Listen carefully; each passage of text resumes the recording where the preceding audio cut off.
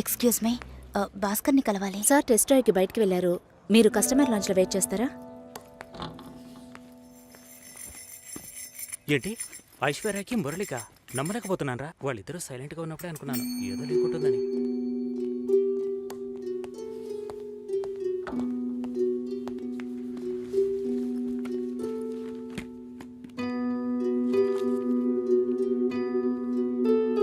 Sir you can come. Okay.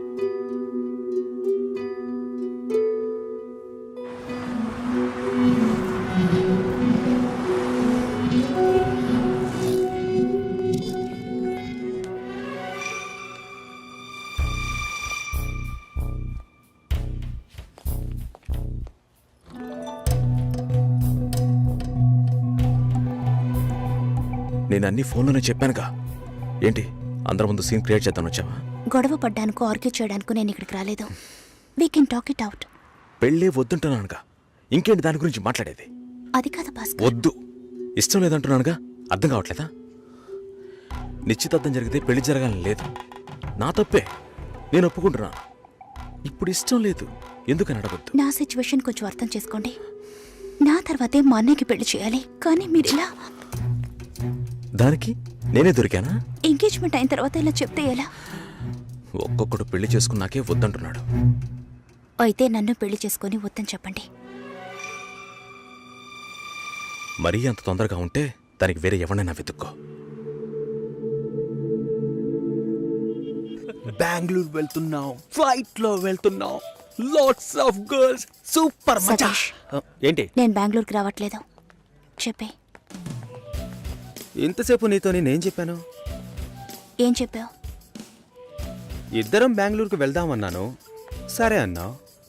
Cab book చేస్తానన్నాను, సరే అన్నావు. ఇప్పుడు రానంటున్నావు.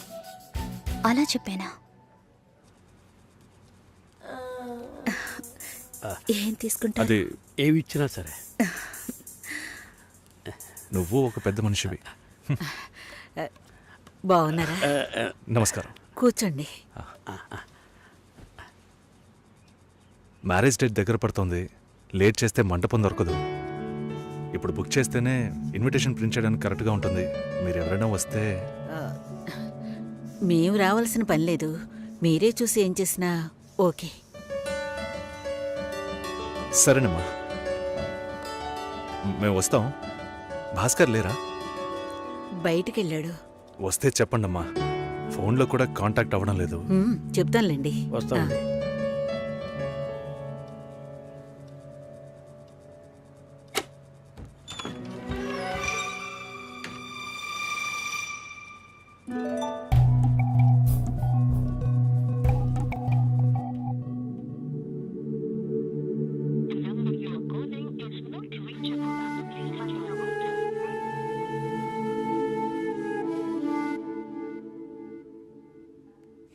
సుశీల, ఆ?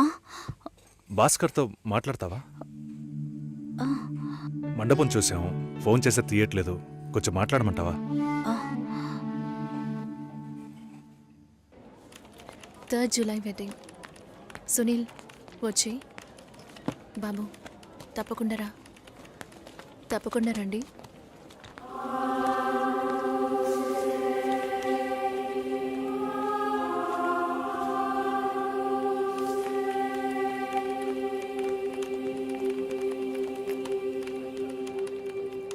షోల్డర్ ఎక్కడా?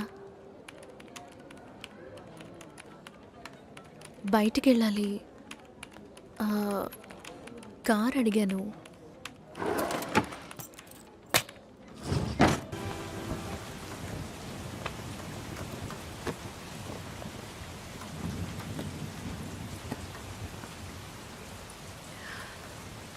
రేపు పెళ్లి కూతుర్ని చేస్తారు. నేను వెళ్ళాలి.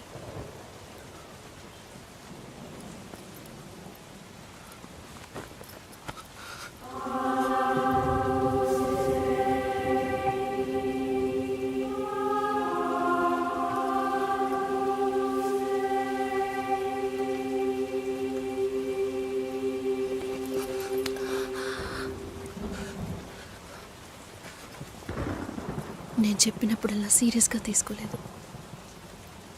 ఇప్పుడెందుకురా అలా చేస్తున్నావు?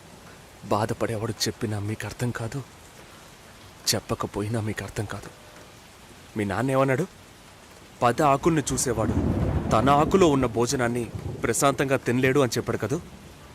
మా వాళ్ళకి తిండే లేదు, వరుసగా వాటాకు నుంచున్నారు. దాని గురించి ఆలోచించకూడదా? ఇంకొకటి వస్తుందంటే దిగులుండదా?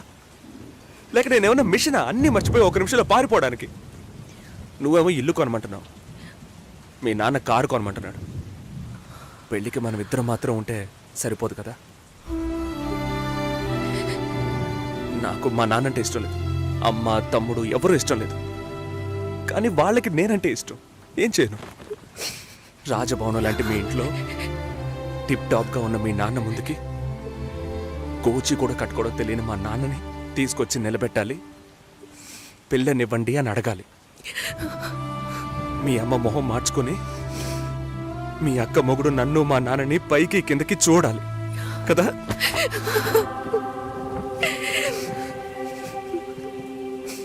ఈ ఆలోచనలు ఎవరికైనా ఉంటాయి. ఒకవేళ మా నాన్న ఏమైనా అంటే ఏం చేయాలని ఆలోచించకూడదా? నేనే బిచ్చగాడిని కాదే, కానీ మీరు అలా అనుకుంటారేమో అని భయంగా ఉంది. లోపల ఏదో ఒక భయం రక్తంలా ప్రవహిస్తోంది. మీ నాన్న మంచోడు మంచోడు అన్నావే, మేం కిందున్నాం, మీరు పైన ఉన్నారు. మా ఆ అబ్బాయిని ఫ్యామిలీని తీసుకొని రమ్మను, మాట్లాడదాం అన్నారా?